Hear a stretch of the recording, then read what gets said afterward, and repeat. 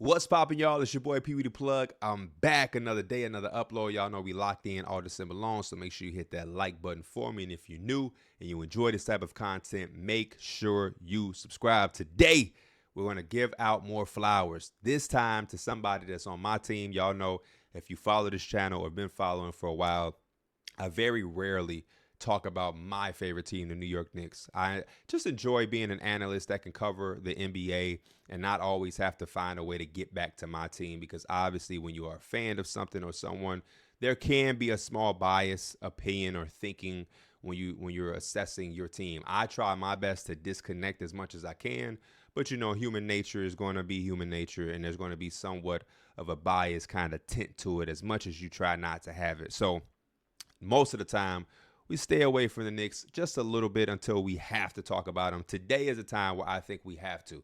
I want to give some credit and some flowers to a guy that I just feel like has not been able to be acknowledged as much as he should, and that's Josh Hart. Obviously, the Knicks are off to a magnificent start right now. I think we won the last 16 or 16 of our last 19 games. We've just been on fire. But the main storyline of the Knicks season has been Karl Anthony Towns and Mikal Bridges, the new additions, plus, you know, the trade of giving up Dante DiVincenzo and Julius Randle to Minnesota and different things like that.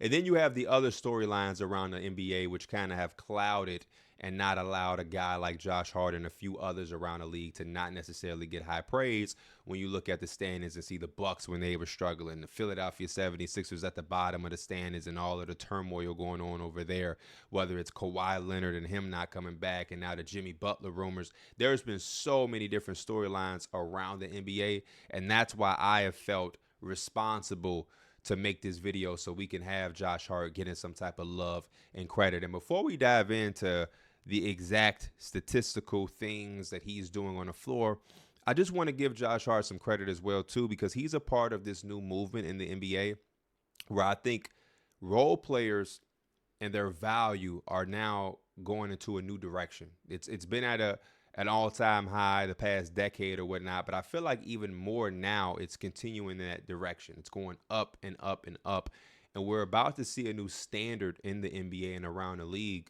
where we already seen a small glimpse of it, but role players are about to be, you know, almost max money guys. We're about to go into a new era of the NBA where a lot of these high quality role players are going to walk away from the game with hundreds of millions of dollars.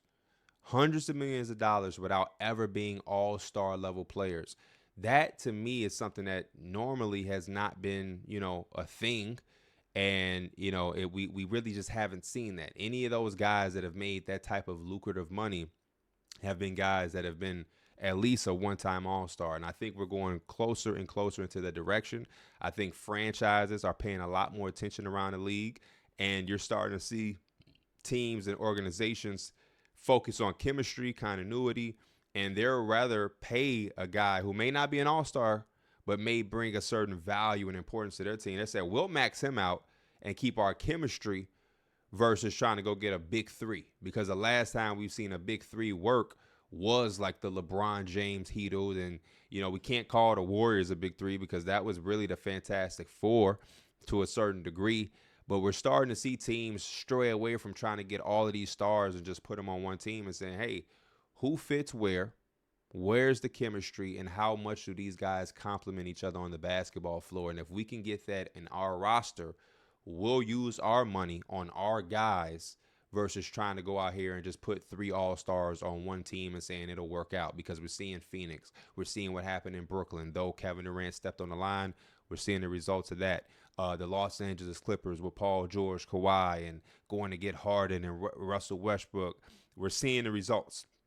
And I think because of that, we're now going into a new league where you can look at the OKC Thunder, or you look at, you know, some of these other teams, the Boston Celtics, where it's like, hey, we'll just pay Drew, we'll pay Derek White, we'll pay Porzingis, and we'll just keep our guys that we drafted and developed, and we'll just build here. So I want to give some credit to Josh Hart. I think he's one of the role players who's kind of taking that approach and making, you know, that a new lane. There's countless other guys around the league that we could talk about, but because it's a Josh Hart video, I want to give him some love. I mean, some credit for kind of being one of the faces of that movement. I think when you talk about high quality role players, Josh Hart has now become one of the first faces or names that people around the association think of. And when you think about all the high quality role players we have, that's kind of, a decent accomplishment to be the guy that people think of. So shout out to Josh Hart, an amazing start to the season. And with all that being said, let's dive into what exactly he's doing on the floor. So just for surface level, traditional box score numbers and things like that, you can see Josh Hart right now is giving us 14 points per game, 8 rebounds, and 5 assists. He's shooting 58% from the field and pretty much 40% from three, and 80+% from the free throw line with an effective field goal percentage of 65.6. Those, again, are just high benchmarks for a guy like Josh Hart.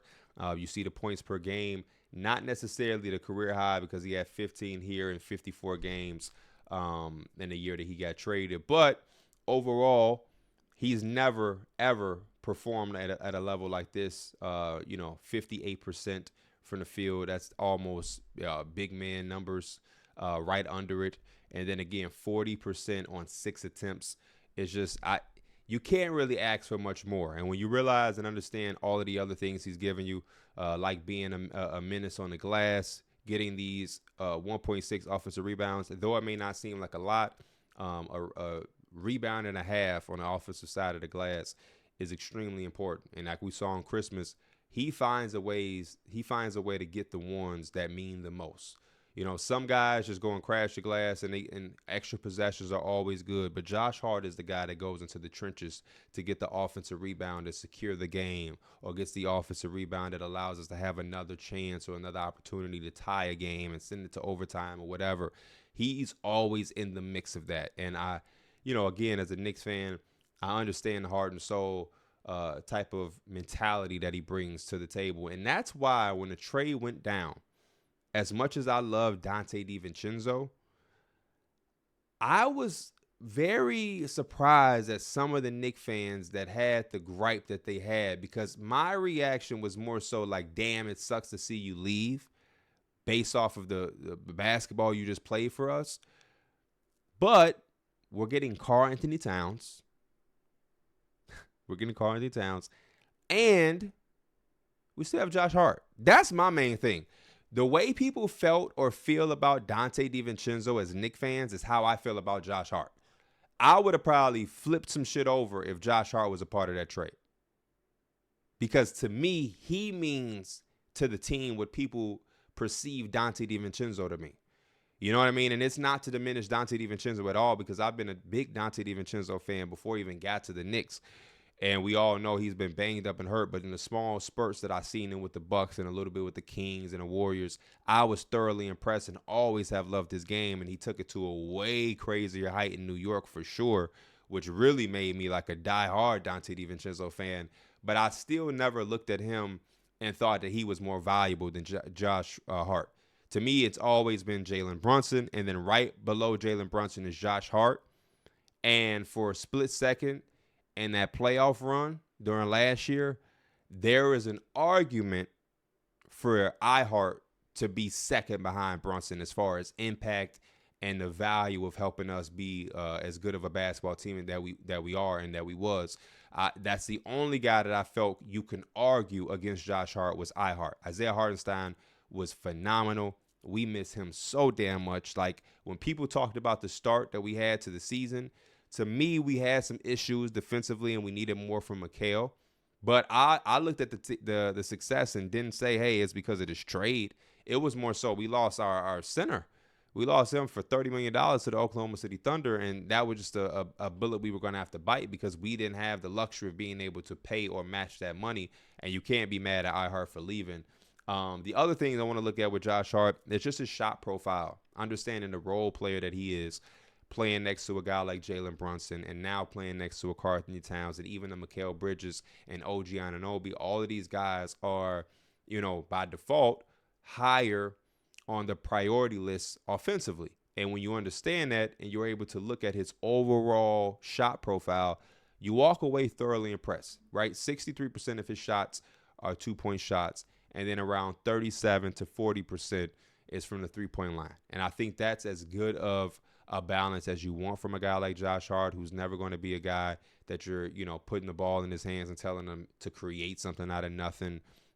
He's never going to be a guy that's going to be ball dominant or anything like that.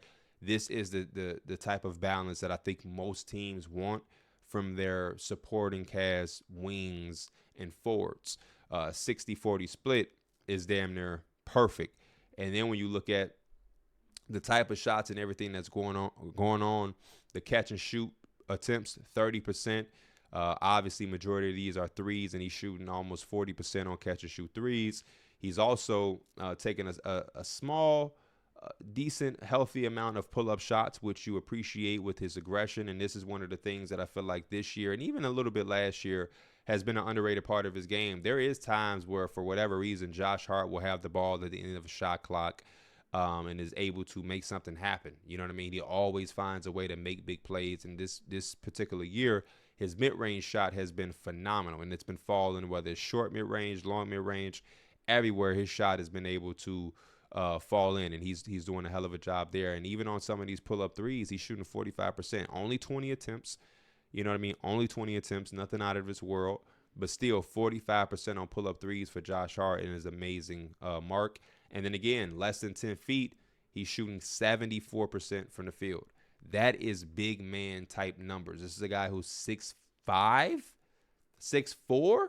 You know what I mean? They always add an inch or two in the NBA. He might be 6'4", 6'5" on a nice day, and he's shooting 74% near the rim and in less than 10 feet. So he's just been phenomenal there. And then you have some other things that won't grab you by surprise or will grab you by surprise. 3-point shot with 0 dribbles, again, nearly 40%, just pure catch and shoot. When he does have to put the ball on the floor, 1 dribble, not necessarily his bread and butter. He's shooting more of 25% there. Obviously low frequency because most of his shots are going to just be standing near the above the break on the wings, waiting for a drive and kick from Brunson, or when Towns demands a double team, or different things like that. So you love to see that. And then obviously when you look at how he's being guarded, he's making majority of his shots on an open and wide open basis. And that's all you can pretty much ask for. Anything that's very tight, he's not even really looking for at the 3-point line. And you have these 2-point shots where he's shooting 72% on closely tight mid-range field goals. And that's, again, some of those late in the game, late shot clock situations where, for whatever reason, he has the basketball. He's finding ways this year, and I think it's probably a career best of finding ways to make things happen when he's putting in those situations. And then obviously, close to the basket is also him going coast to coast, because he's such an amazing rebounder, especially on the defensive glass, that when he gets the ball, he's able to go coast to coast, get to the free throw line, get and ones. He is shooting about two and a half free throws a game. Would love to see more.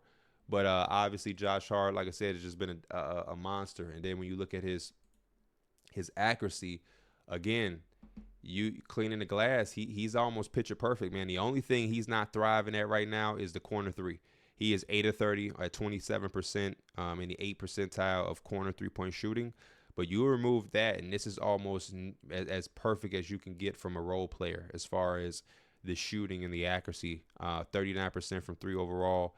The non-corner threes, he's shooting 45%, which is in the 90th percentile. Very, very absurd shooting there. All mid-range shots, he's 27 of 52, 52%, which is in the 92nd percentile.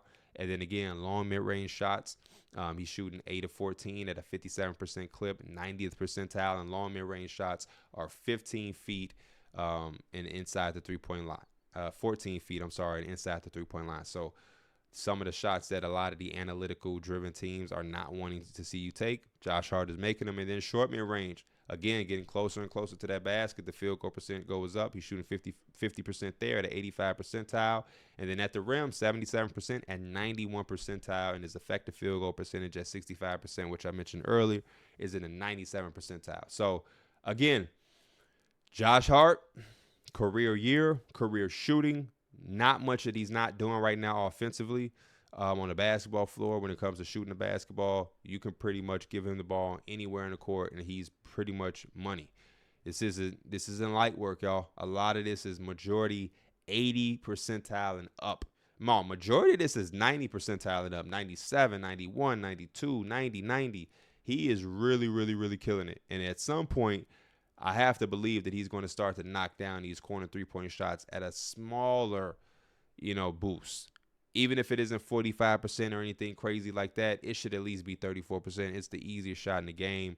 To his defense, out of 100 threes, only about 30% of them have come right now from the corner. And then the other thing with Josh Hart that you always have to pay attention to is the rebounding. Well, first, the steal percentage is at 1.8%, which is in 73rd percentile, doing a good job staying out of foul trouble. And then, offensive rebound percentage is at 4.8%, which is in 81st percentile for his position.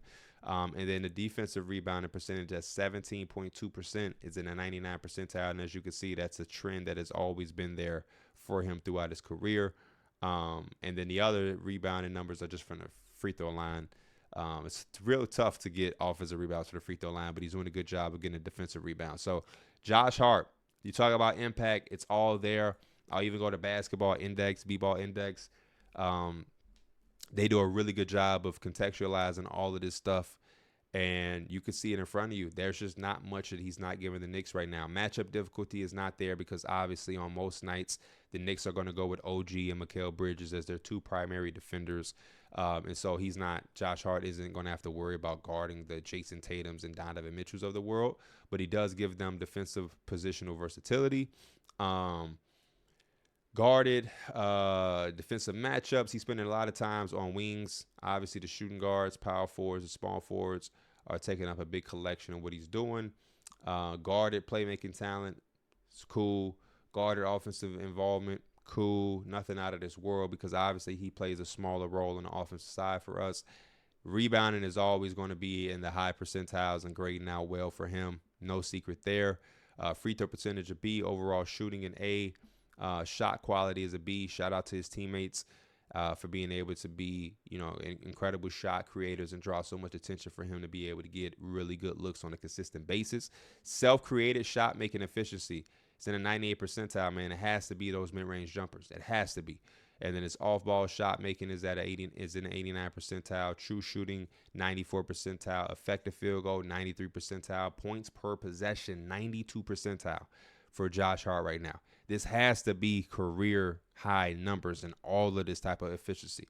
He's an efficiency darling right now, and I just do not see enough of this credit and conversation being on the timeline. I feel like if this was somebody else, when Nickeil Alexander-Walker is doing this thing, I'm seeing all type of articles and things being said about him. I ain't seeing it about Josh Hart. I usually hate to be one of those fans, but when you look deeply into the numbers, which is what everybody is looking at, I have the benefit of being able to be a guy that watches 95% of Knick games unless they're playing the same time my brother is playing. And so I just look with my eyes and see Josh Hart constantly doing shit 24/7. But then I also have this to match. It's like, hey, I know this is what everybody on Twitter is doing all day, right? People doing this more than they watching. And I'm still just not really seeing the Josh Hart love as much as I thought that I would be seeing. Rim shot creation, solid. Rim field goal percentage, 77%. I can't stress that enough. Just phenomenal, 88th percentile. He's doing real good finishing. The finishing talent right now this season is at a 98th percentile, which is elite company for a Josh Hart. Interior defense, rim protection. Nobody on the Knicks is going to have a high rim protection. Probably OG maybe. Help defense talent, though, which is his real role in the 62nd percentile. He's a B there. Help effectiveness, A. Screener mobility, screener rim defense. He's grading out pretty well. Post defense has obviously never been something for Josh Hart too much. Off-ball movement looking good. Points per 75 possessions of off-ball movement stuff is there. And then one-on-one, obviously he's not going to ever be an elite total isolation guy. We're never calling his number and saying, hey, take us home. But when he has gotten some of these odd opportunities, he's made the most of it. One-on-one shot making grades out to an A- at 82nd percentile. One-on-one shot making efficiency is in the 86th percentile. One-on-one shooting talent grades out to a B+, 78th percentile.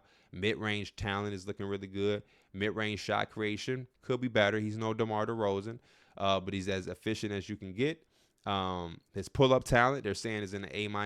and his floater talent is in a 91 percentile. So really good numbers from him. Mid-range shot quality is an F. So when you look at how efficient he is, the quality of shot he's getting in the mid-range is not that well. He's making shots right now and all type of facets. Wide open three-point shots, contested mid-range shots. He's getting to the rim and doing his thing there. Like, Josh Hart is literally having one of these crazy, crazy underrated, dangerous years. And I just feel like not too many people are paying attention. Opportunity and usage, never going to be a ball-dominant player. That's Jalen Brunson's job. Offensive involvement rate, kind of solid and steady. Feels like a guy that's involved when he's able to get the ball off of the rim and push it and bring us into our stuff. And quick decision-making, solid. Defensively, isolation defense grades out in the 27th percentile as a D. I would think that that's a volume thing. I just think that Josh Hart these days is not going to, again, get much of the looks to guard players that are going to play high-value isolation basketball. That's going to be an OG and McHale type of thing. But in the other aspects of perimeter defense, he's grading out all over the place really, really well. Whether it's ball screen navigation, off-ball chaser defense, pickpocket rating, passing lane, he's doing everything. Perimeter shooting, we talked about it before. Off-ball gravity is in the 65 percentile. Overall gravity in the 77 percentile. Three-point shot creation is nice. His efficiency is nice. His shot quality, again, playing with really good teammates, nice. And three-point pull-up talent, again, not a strong volume there on the amount, but when he is taking them, he's knocking them down for the most part. So that's all you can really ask for there. And then impact-wise, his impact is second to none. You look around, he's impacting the Knicks in so many different ways, man. He's just phenomenal right now. Playmaking off the charts, productivity is off the charts, and yeah, some of his screening is eye too. He got a bunch of screen assists I'm seeing. Yeah, Josh Hart, man. Josh Hart is having the year that you, as a Knicks fan, dream of seeing him having, especially coming off the playoffs, where a lot of times you see high-value role players kind of have moments, and then it's like that's always going to be the best moment of them or best version, and you may never get that back. It feels like Josh Hart kind of took the momentum of last playoffs, and he's turned it into who he is as a basketball player. And I credit the Knicks and their staff and Coach Tibbs for allowing him to be who he wants to be. And even before he ever played for the Knicks, I remember when Tibbs coached in Minnesota, and they were saying that Josh Hart wanted to play for him then, and he wanted Josh Hart then. And now to see the marriage actually come together and see us get this type of production from him pleases me as a Knicks fan. So all in all, to wrap things up, man, again, just wanted to give Josh Hart some incredible love and feedback on a career year that he's having. Again, one of these rare guys who just finds ways to continue to bring value to the basketball court. This is a guy that made all of the hustle plays last year, was on the glass. We knew what he could do coast to coast, and now he comes into this year and doubles down on his three-point shooting that he showed us in the playoffs. He doubled down on his rebounding. He's accepted a larger role, and it showed that he is, to me, a full-time starter in this league. And even with the new added responsibility of being a starting player and the responsibility of bringing what he gave us in the playoffs, he's also been able to shoulder the responsibility of being a catch-and-shoot guy, being able to be a guy that can get to the rim and finish at a high level, still being able to make plays and feel comfortable at the end of shot clock possessions to find a way to score in the limited opportunities that he does have. A lot of guys in the league, they join teams or new talent comes to the team and they kind of get lost in what they do. And I was a little bit of concern that Josh Hart would have lesser role than he did in the playoffs and we would see a lesser version of him. And, you know, he gave me the exact opposite. Well, we're kind of seeing more, even though more talent added to the team. And again, I just think that that's special. I think you don't see that too many times around the league. And then you end up having guys that want to leave and go somewhere for a quote-unquote bigger role. Josh Hart this year and after the playoffs has become one of my favorite players around the league and one of my favorite players on my Knicks team. So shout out to Josh Hart. Had to give you flowers, brother. As always, I am Pee Wee the Plug. Y'all let me know how y'all feel about the season Josh Hart is having. If there's anybody else who y'all feel like is kind of going under the radar because of all of the other storylines around the NBA, drop them in the comments. I'll see y'all soon. I'm out. Peace.